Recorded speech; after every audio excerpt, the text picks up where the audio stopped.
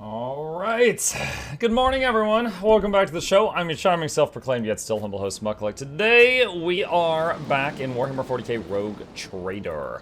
So, let's just jump into it. Last time we left off, we have landed back on Dargonis. I have not leveled Abelard up. Look no further. Because it's gonna take a while. He's level 7, we're level 44. It would take a long time to go through his levels, and I don't really think I need to, so I'm going to try to just skip that. We mainly have him in the party right now for the story chunk that's here. So going to try and just avoid spending a ton of time on that. Oh my gosh, save that video. I love / hate how well that video is doing. A lot of people saying remix it. I can only imagine what has been happening in the Dark City since the Lord Captain destroyed the last lock, holding back the forces of the warp from breaking through. Yep. I would like to think that it will mean the end of the Drukhari nest, but Kamara is too massive for even such a blow to prove fatal to it. Let's see, Gaprak Aristocrat.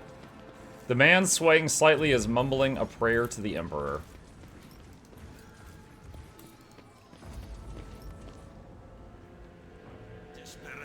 Let me through, I have an appointment with Chancellor Clementia Orsarian. My apologies, my lord, but you cannot go any further. Governor Drivestem's orders.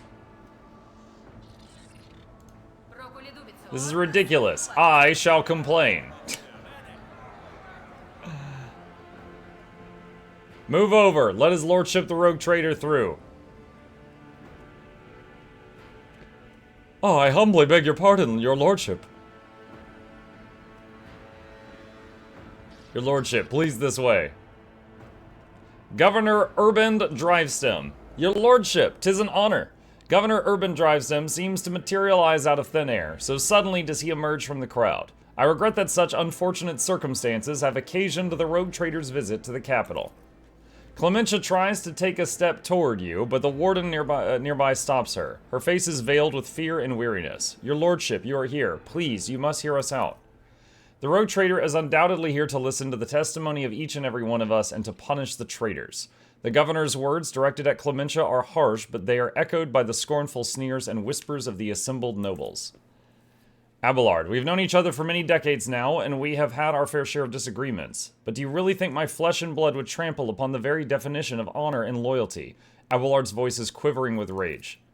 Drivestem. The governor sweeps his gaze over Abelard, then replies, a faint shadow of a doubt in his voice. We have evidence implicating them, Abelard. I am sure his lordship will arrive at a fair ruling.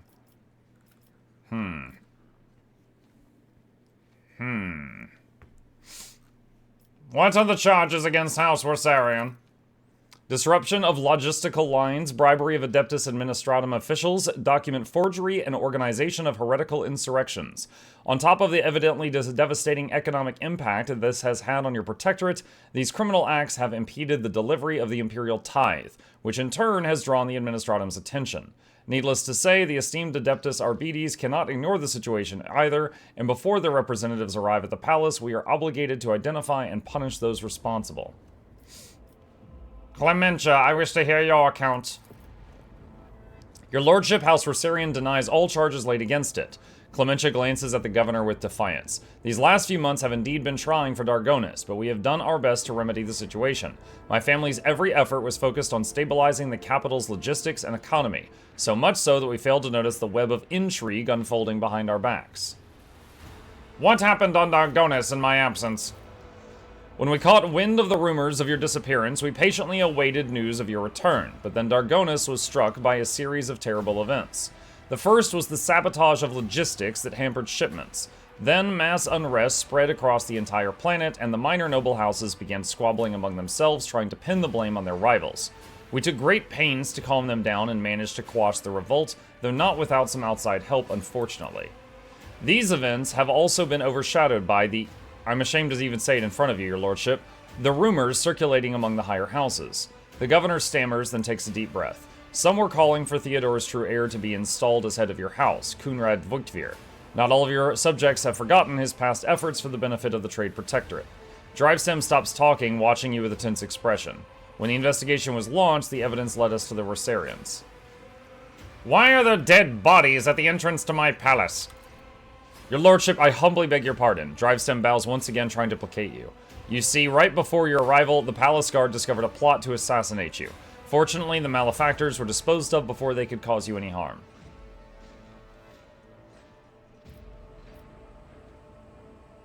Drivestem, you aren't accusing one of Dargonis' leading noble houses of treason without airtight evidence, are you? Of course, I have evidence, your lordship. The investigation has established that members of the Rosarian family, which is responsible for both Dargonis' fleet and its logistics, used their contacts and influence to forge a host of documents in order to undermine the planet's supply routes and economy, thus fomenting unrest among the inhabitants. Allow me to introduce my son, Cornelius. The governor points to the lanky young man standing beside him. He bows curtly but avoids meeting your eye. Cornelius holds a prestigious position at the Administratum Palace, and it's thanks to him that we managed to identify and trace the entire chain of forged documents. The investigation led us to the perpetrators, who admitted to acting on the orders of members of House Rosarian. It was they who were intent on spreading the idea of restoring the title of Rogue Trader to the true heir. Awareness check, 45%. Succeeded. Noticing the close attention of the rogue trader, the young man averts his gaze. His long face is sweating, and he presses his dry lips together tightly into a thin line. He seems to be afraid of something.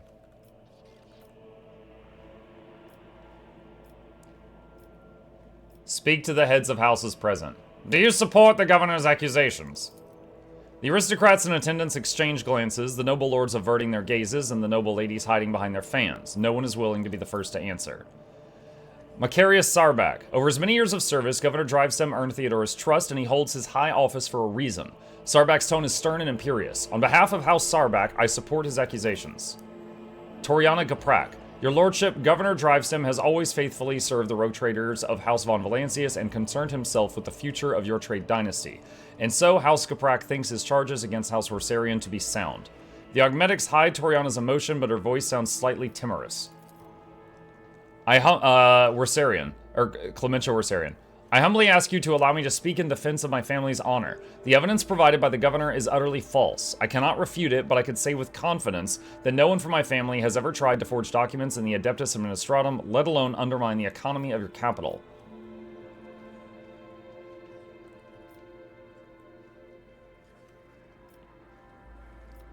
Sabotaging logistics, riots, conspiracy. The case appears to be flimsy. I wish to learn more before I make my final decision.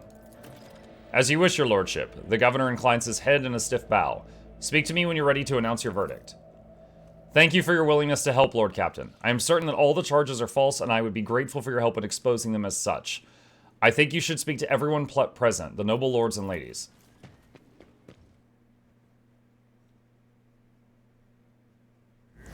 Okay. The guy who said his son works at the Adeptus Administratum and found the evidence, and then we got the awareness check and the kid was like sweating, that sparked a tiny bit of memory about this event, and I think I need to speak with that kid some more.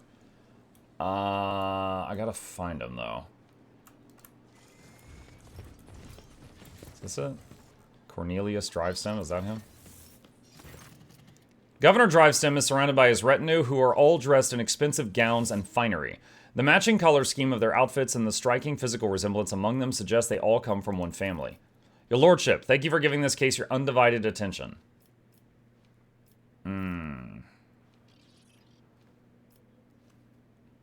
Tell me more about your son, Drivestem. Thank you for your interest, your lordship, but I am not worthy of it. The governor's son bows and stands still as he nervously stares down at the floor. Son, show due respect. Forgive him, your lordship. This is the first time he's had the honor of attracting the attention of the rogue trader. Heinrichs narrows his eyes and, glancing at you, shakes his head. Tell me more about your job, Cornelius. What do you do? I manage the documents and records related to the economy of Dargonis. You probably know how scrupulous the workers of the Adeptus Administratum are. I'm afraid that a more detailed explanation of my duties would mirror the administrative processes of the Administratum. Too long and overly detailed. Cornelius tries to look you in the eye, but it's clearly hard for him to do. How did you manage to find the forged documents in the bureaucratic hell that is the Administratum? When compiling reports on last cycle's supply chain, I noticed inaccuracies and discrepancies in the figures. With the help of other clerks, I managed to find several other documents. Cornelius stammers and swallows noisily. Comprehensive data analysis has shown that the discrepancies were caused by intentional tampering with the data, thus leading to some logistical problems that were practically unsolvable. Father and I have managed to single out the administratum clerks responsible for tampering with the data. Following a heated interrogation, they confessed that they were following the orders of someone from House Rosarian. Everything was supposed to look as though they were the ones suffering losses from the logistical and economic problems. But does House Rosarian have access to the Adeptus Administratum? There's no conceivable way they could do all of this in a place where they do not hold any power. Before replying, the governor's son nervously adjusts his expensive frock coat. I think the right amount of money can open any door. Cornelius, what is the true reason for your nervousness? The young man's pupils suddenly dilate. He stands at attention and replies to you in one breath. This is the first time I have spoken face to face with the rogue traitor. I am afraid of saying something wrong or forgetting something important. The governor closely watches his son. His tone changes, now sounding strict and curt. Do you wish to tell the Lord Captain anything else? You could just threaten the child. I mean, he's not like a child, but still. Coercion 100%. Place your hand on your weapon. You are speaking to a rogue traitor, and my patience is running out. Coercion succeeded. You see the flash of terror in Cornelius's eyes as he stares at the hand on your weapon. He speaks quietly and confusedly without raising his head. Forgive me, your lordship. I can't do it anymore. This lie has gone too far, and I can no longer control it. The truth is that all the logistical problems were caused by a single error in the numbers. My mistake. What? Urban looks genuinely shocked and enraged. When I discovered my mistake, it was almost impossible to restore the supply lines. Then I was approached by someone who said they were a friend. They did not give me their name and I never saw their face. They promised to fix the problem. All I had to do was pretend that the Rosarians were responsible for the mistake. And as for the rest of the evidence, they promised to arrange it all and Cornelius is suffocating with fear, unable to speak.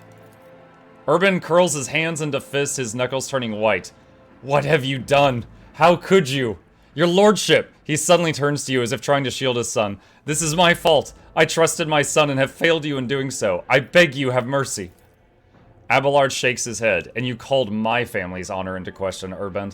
Nevertheless, I harbor no desire to kick a man when he's down.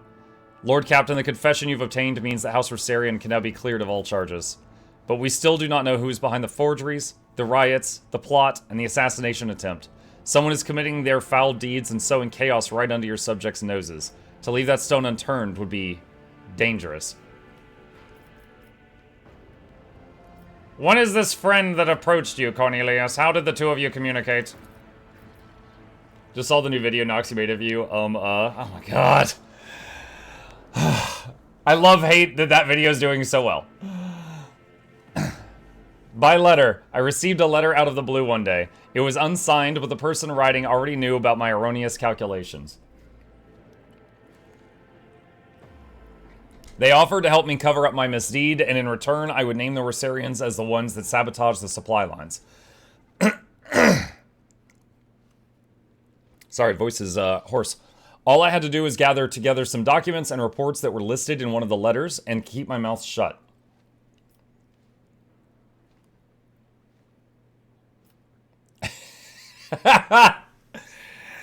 Show compassion or kill the boy.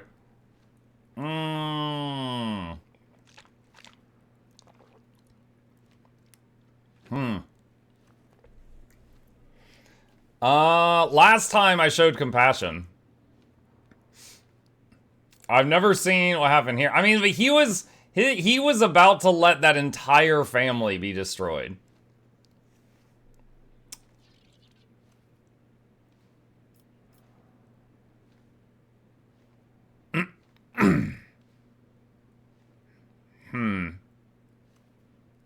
It would be new content. I haven't seen what happens if you click this.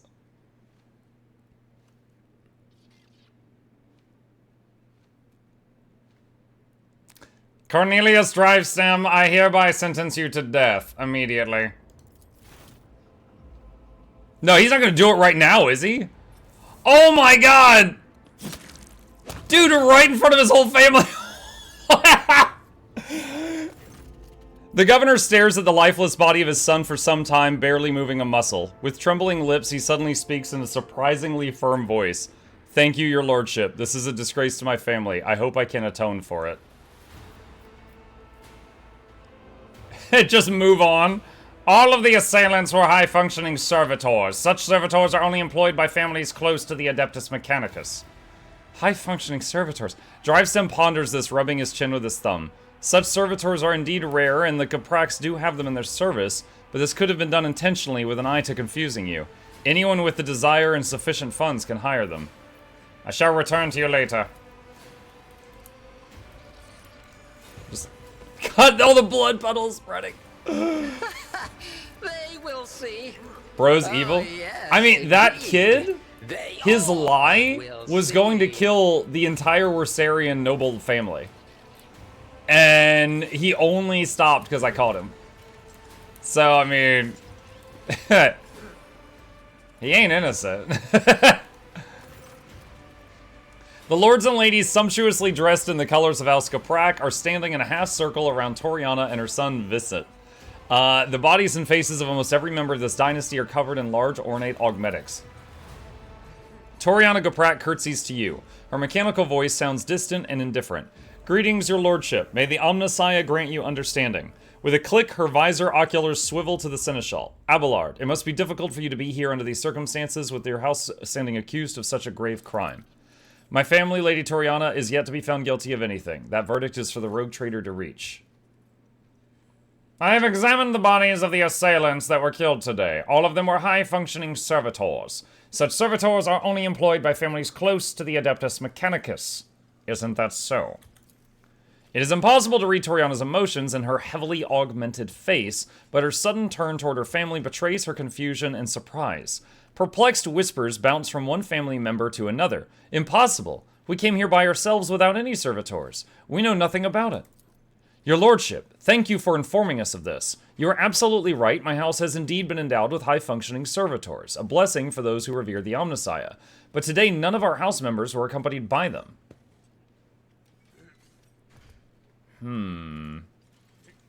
I shall take my leave. I was free. Can I talk to Viscit? The lords and ladies, sumptuously dressed in the colors of House Caprak, are standing in a half circle around Toriana and her son Viscit. The bodies and faces of almost every member of this dynasty are covered in large ornate augmetics. Toriana Caprak curtsies to you. Her mechanical voice sounds distant. Okay, that's the same thing as before. In your opinion, which nobles might have reason to be party to such a conspiracy? She thinks for several moments before replying. Pardon my bluntness, your lordship, but I will answer truthfully. It could be anyone. Greed, fear, and ideals can drive even the most loyal subjects to do the unthinkable. Sarbax.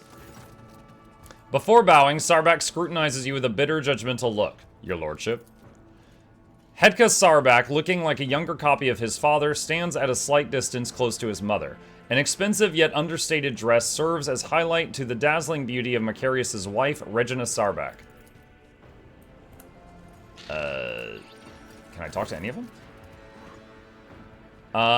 The members of House Sarback, led by Macarius, all bear a striking resemblance to one another, with their slender builds and stern looks. They bow to you almost in unison. The assailants into the palace were rare high-functioning servitors. Do you think the Caprax could be behind the attack? Sarback looks away briefly and replies to you with a curt laugh. I have always thought Toriana to be too weak to participate in such risky ventures, but it seems I was wrong about her. Who apart from the Wersarians could have a motive to conspire against me? House Drivestem, wishing to expand their clout. House Caprak, who lost their influence after the Kiava Gamma incident. Sarback looks back at his family, then turns to you again. House Sarback, whose patriarch is too direct in his communication with the rogue traitor.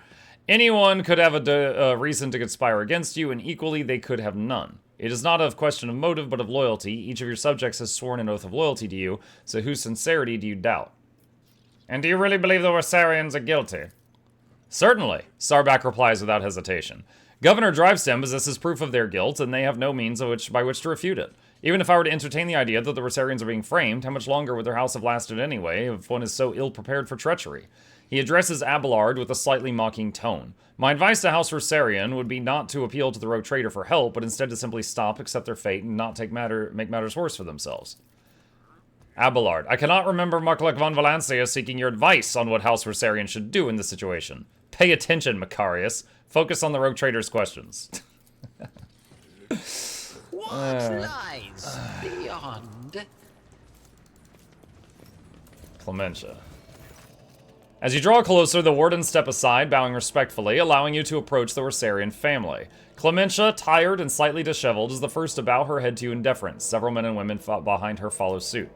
Your lordship, the woman stammers, as if lost for words. Accept my most humble apologies for failing to greet you properly, and my thanks for agreeing to speak to me before making your final decision. The charges brought by the governor are severe, but I can only assure you of this, and I swear in my own honor, we are not guilty of the crimes that House Rosarian is being accused of. Continue. Clementia, a hint of sorrow creeps in Abelard's voice, belying his stern facade. You were acting head of the family. You were supposed to take care of each and every family member, and now you're being accused of treason and collusion against the rogue trader. And the entire family is facing death. How could you let this happen? Dude, what? There are victims in this, and Abelard, Abelard. Oh my god.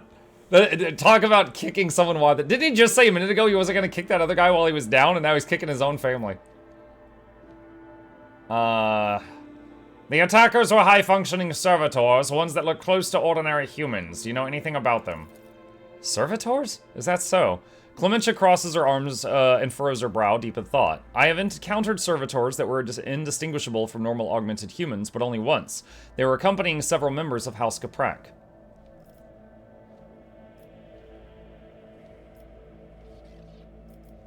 I want to find out what is going on here, and who the real mastermind behind all this is. Where should I start?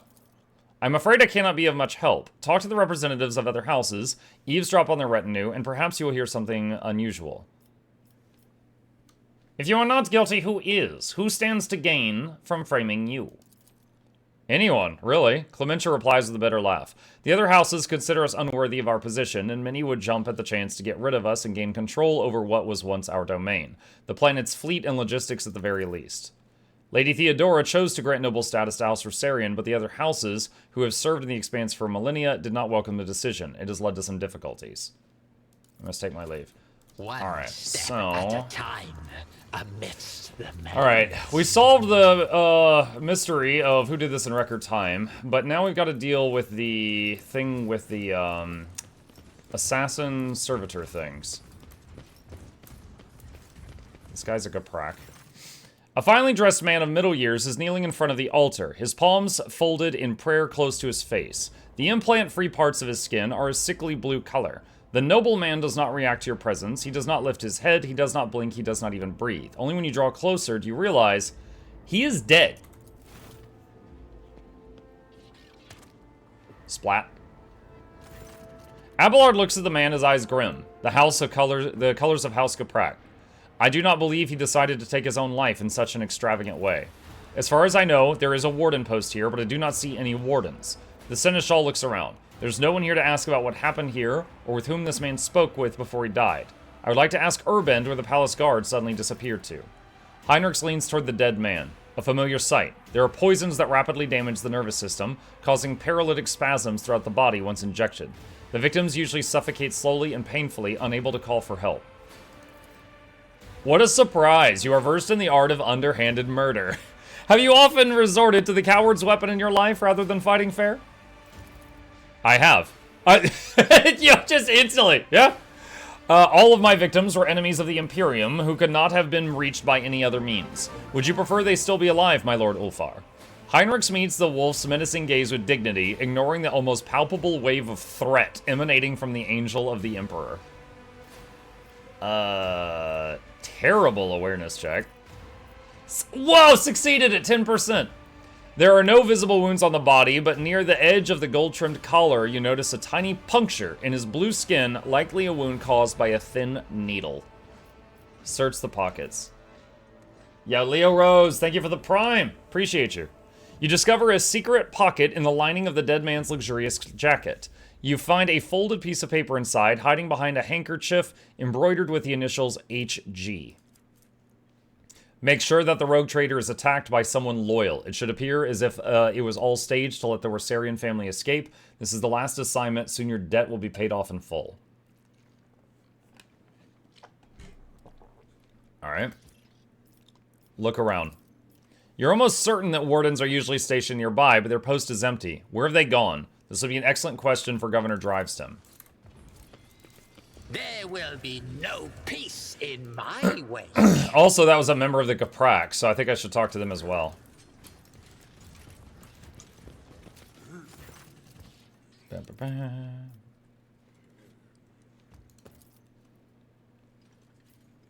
I discovered a dead body. A member of your house right here in my palace. He died kneeling in prayer. Toriana covers her mouth with her hand in surprise and turning to her family looks for someone among them. Halen, it can't be.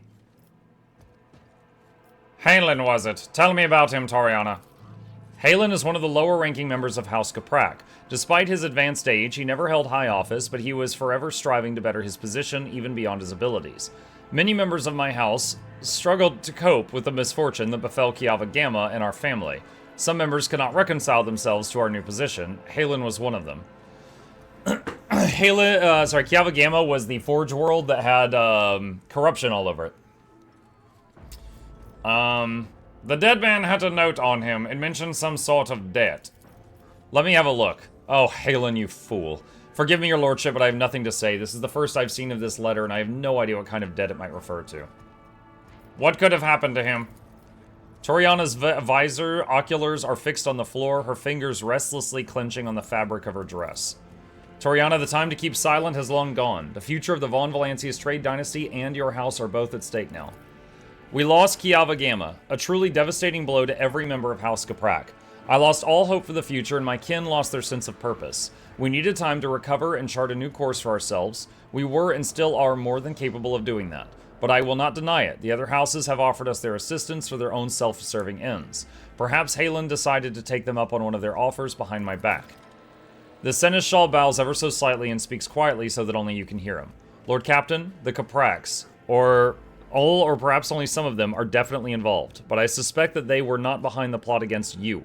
Halen Kaprak could be nothing more than a puppet in the hands of a deaf puppet master. We must expose whoever it is if we are to prevent the pestilence of heresy from spreading further. I am listening.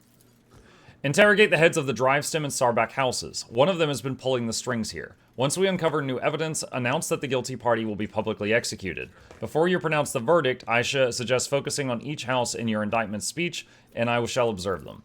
I have known these people far longer than you have. I know all of their gestures, habits, and behavioral quirks. I am sure I'll be able to determine which of them was responsible for the riots based on their behavior. Okay. Patience. Let's talk to the Drivestem, still standing next to the corpse. The governor stares at you blankly, trying not to look at his son's lifeless body nearby. Your lordship. I found a dead body in my palace. Not your kid, a different one. A member of House Kaprak was slain in front of an altar. Do you know anything about it? A member of House Kaprak was killed in the palace. The governor's eyes bulged in surprise. And no one noticed. But how? There are wardens posted at every altar.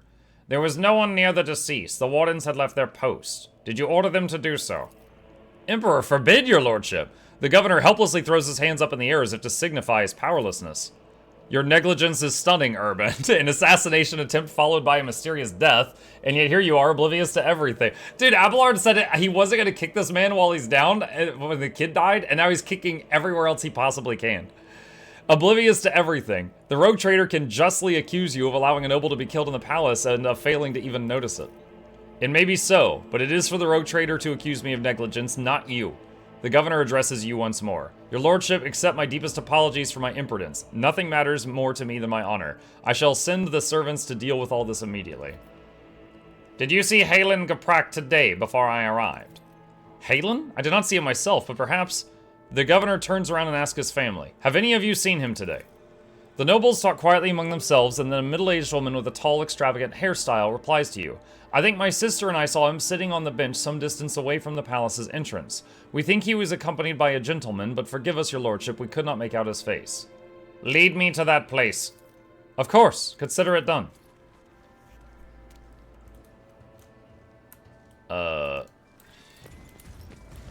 Curiosity. It's her? Do I follow her? Sings in my veins. Oh, is it gonna be out here? How intriguing. I saw a Capracaverse with someone here. She said a bench some distance from the